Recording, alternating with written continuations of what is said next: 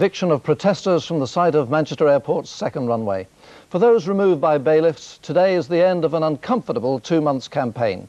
Many see themselves as eco-warriors, and one of them now gives us his account of the battle. They're like communities, big families really, the camp.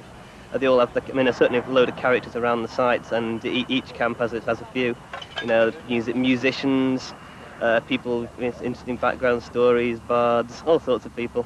Yeah, it is fascinating. I've been involved in environmental groups since I was 17 for the last 10 years. But I first got involved in this sort of direct action last year when I went down to Newbury last February. How organised, how committed everyone was really impressed me. This was an effective way of campaigning, and also that what you're trying to save, the countryside, is so beautiful. It is really worth the effort and the risks.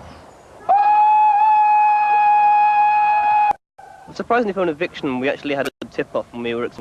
As far as I was concerned, we were waiting 4 o'clock this morning. The town thought they were going to come in. I was on watch, and we heard the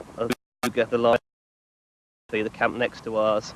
So I went off to investigate. I got to the bridge linking the two camps over the Bollin River just as the bailiffs arrived to destroy it, where I bumped into the bailiffs and was escorted off site.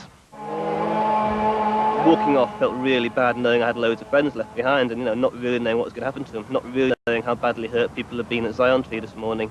It was a very strange feeling, being by the side of the road, being out of the place I've been living for the last 2 months, and seeing all the police and all the security, and not really knowing what's going on inside. It's 5 years down, right, to be heard. We just have to turn up and people immediately understand what we're doing and actually start to think about it, which is the main thing. We want people to really think about what's going on.